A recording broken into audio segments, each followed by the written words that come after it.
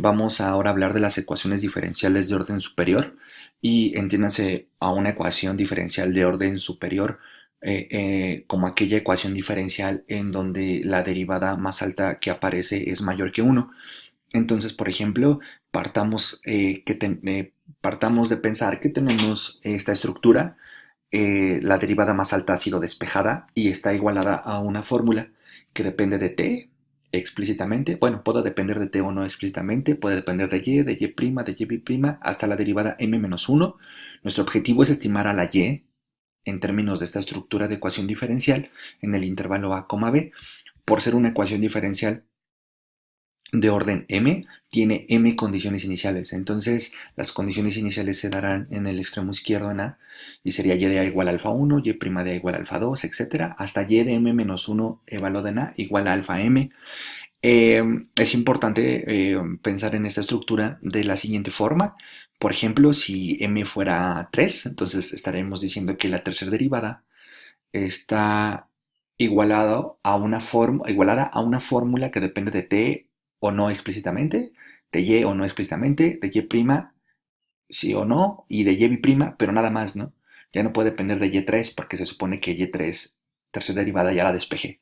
Ok, entonces, esta es una metodología y esta metodología consiste en transformar esta ecuación diferencial de orden m en m ecuaciones de primer orden.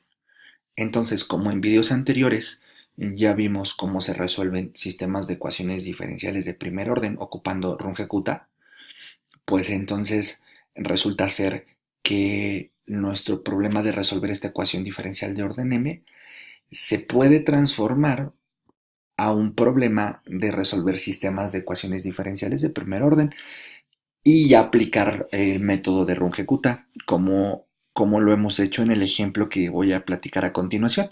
Bueno, entonces, digamos que en particular el objetivo de este video es ver cómo hacer un cambio de variable de tal manera, bueno, varios cambios de variable, de tal manera que esta ecuación de orden m se vea como m de orden 1. Y entonces, bueno, la idea es la siguiente. La idea es, vamos a tomar la letra Q, pero podría ser cualquier otra variable. Entonces vamos a tomar la letra Q1 y lo vamos a igualar a Y.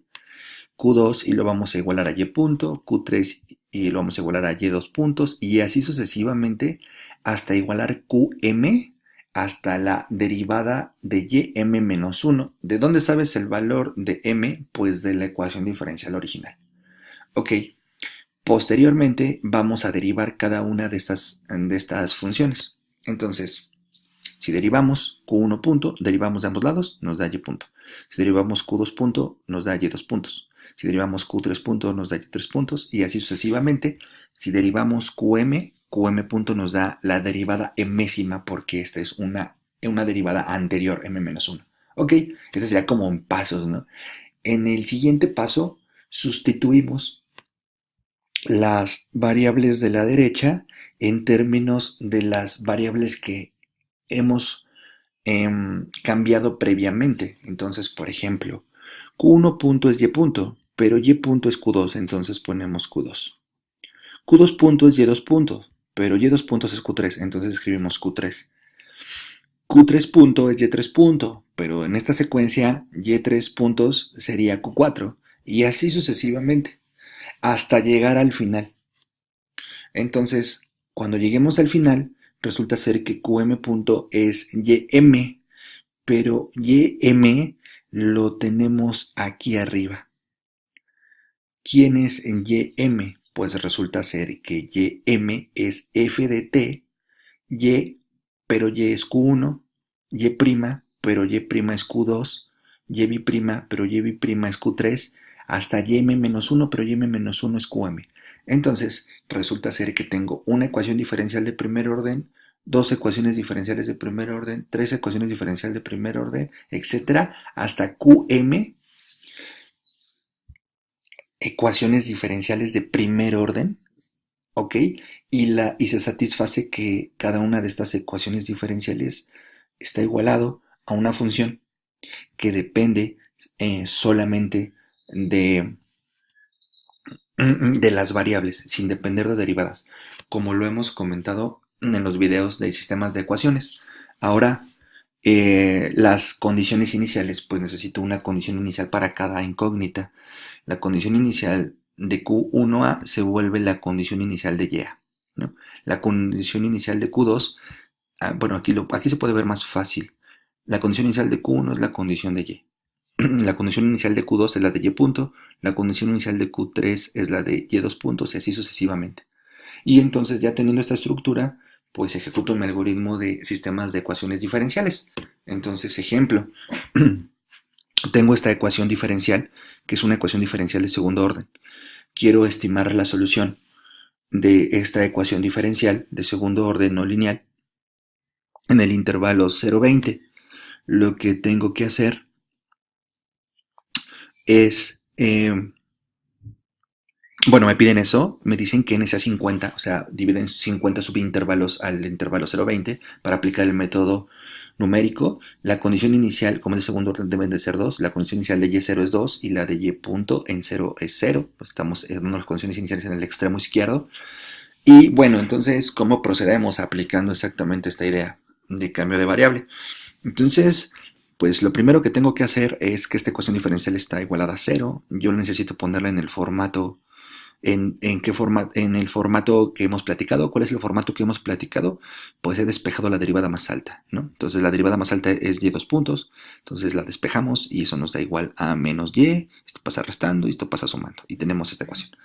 Y 2 puntos debe de depender de las derivadas que son menores a él y de t. En caso de que t esté explícito en la ecuación diferencial, t no está explícito en la ecuación diferencial. Es decir, explícito me refiero no es t cuadrada, t cúbica, seno de t no aparece en ningún lugar, la variable independiente.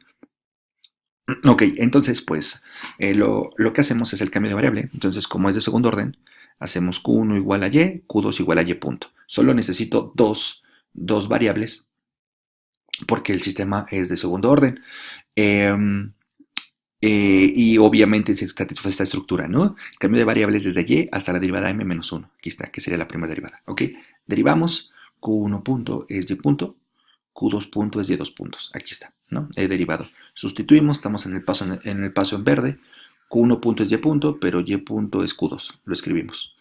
Q2 punto es y 2 punto. Q2 punto es y 2 punto, pero y2 está aquí, Y2, Q2 punto es Y2 puntos, pero Y2 puntos lo tenemos aquí. Entonces sustituimos Y2 puntos. Y2 puntos es menos Y, pero Y es Q1. Más 1 menos Y cuadrada, pero Y es Q1, entonces nos queda Q1 al cuadrado.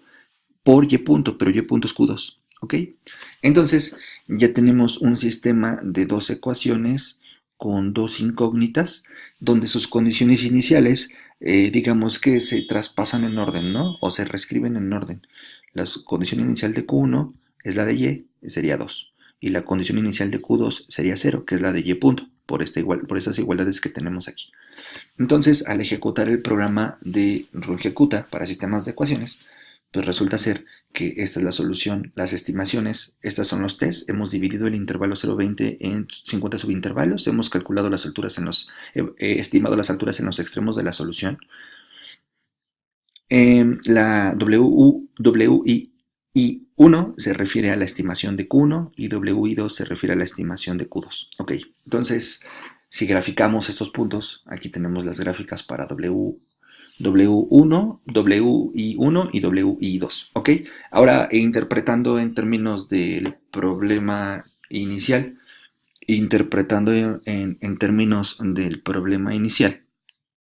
pues resulta ser que yo quería estimar la solución de esta ecuación diferencial. Entonces, estimar la solución de esta ecuación diferencial es encontrar y. Entonces, estimar y, entonces al final, cuando yo estimo y, pues resulta ser que y es Q1. Entonces, en términos del problema inicial, lo que me interesaría es analizar o revisar el W1 porque es la estimación de Q1 y Q1 es la Y.